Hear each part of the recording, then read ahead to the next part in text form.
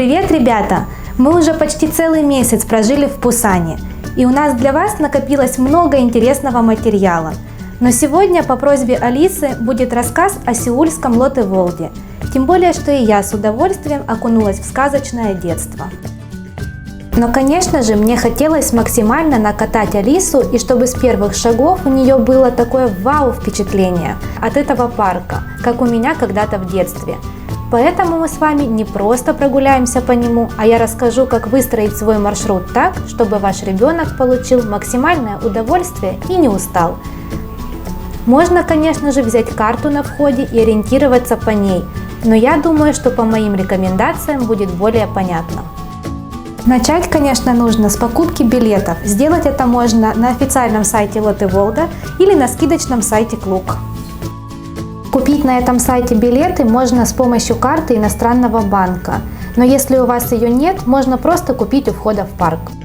Стоимость билета на целый день для детей младше 3 лет 15 тысяч вон, от 3 лет до 12 – 46 тысяч вон, от 13 до 18 – 52 тысячи вон и от 19 лет – 59 тысяч. Если вы пойдете на неполный день, а после 16 часов, то каждый билет обойдется вам дешевле на 11 тысяч вон.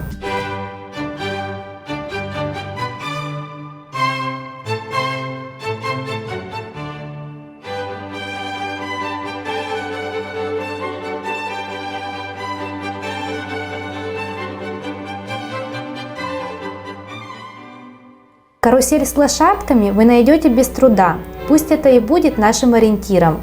Тем более, что все интересующие малышню карусели находятся максимально близко к ней. Эта классическая, любимая всеми карусель в парке Лоте Волд вмещает очень большое количество посетителей. Поэтому, если и есть на нее очередь, не пугайтесь, ребенок прокатится на ней достаточно быстро.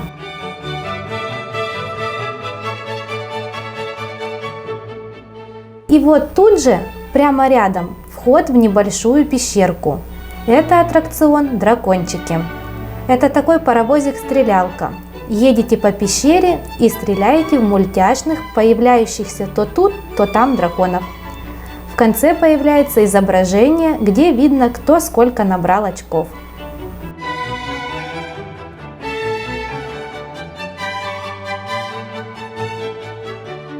Только попрощались с дракончиками и вышли из этого аттракциона, то сразу тут же дерево-прыгалка, на котором катание было какое-то бесчетное количество раз.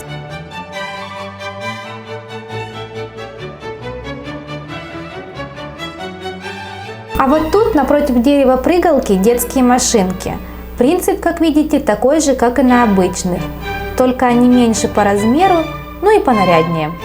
Алису сюда пустили пока что только с родителями.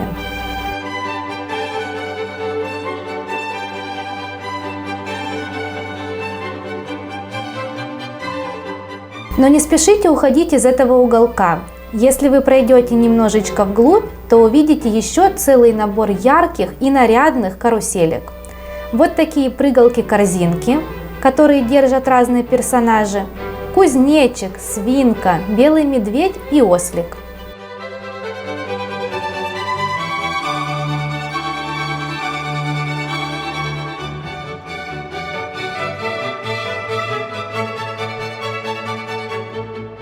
И вот такой полет в облаках на машинках, на которых можно опускаться и подниматься по своему желанию.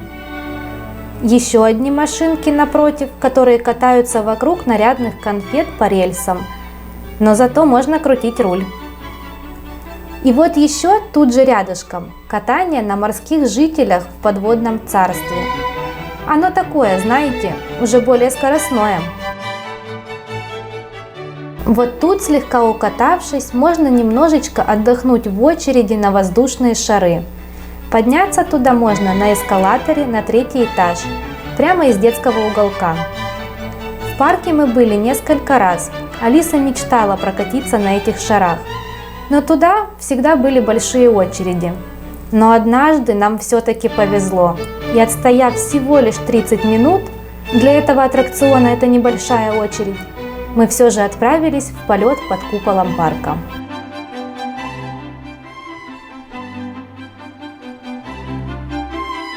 Но мне кажется, в этом месте можно уже и перекусить. Для этого нужно спуститься вниз по лестнице с надписью Underground. Найти ее будет проще, если вы встанете спиной к карусели с лошадками и пойдете вправо. Здесь можно найти бургеры, пиццу, куриные крылышки. В общем, такой фастфуд.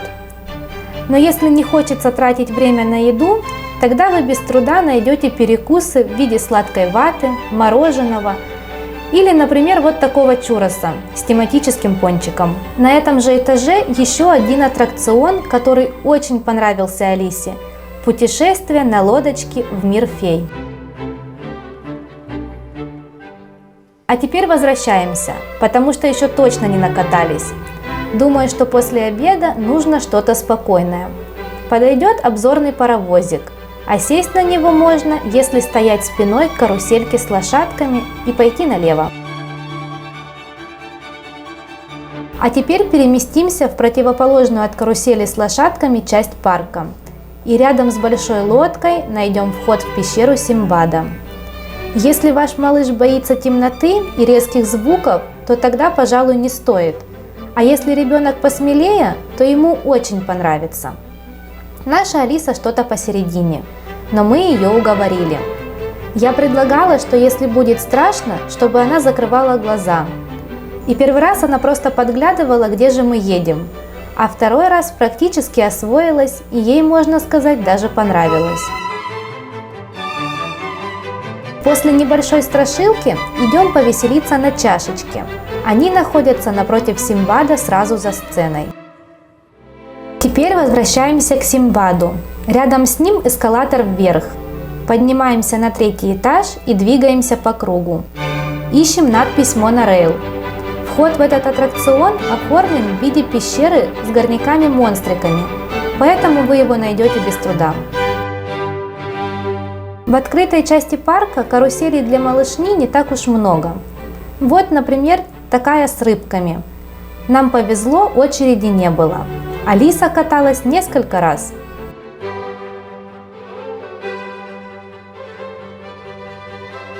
Еще одна карусель на улице – машинки на рельсах вокруг фонтана.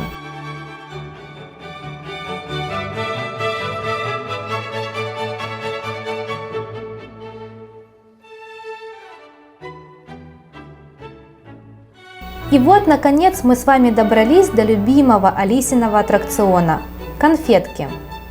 Это прямо настоящее сказочное путешествие в страну шоколада и карамели. Вы без труда узнаете домик, который облеплен разноцветными конфетками.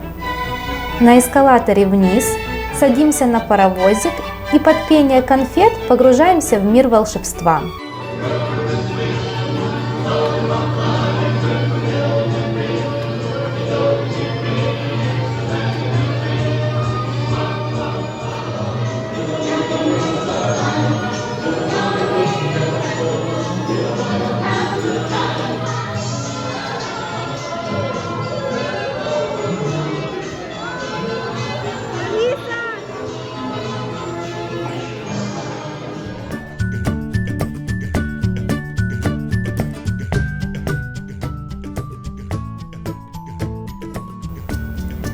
Конечно, это далеко не все, чем можно развлечь ребятишек. В парке постоянно проходят шоу, тематические парады или какие-нибудь представления.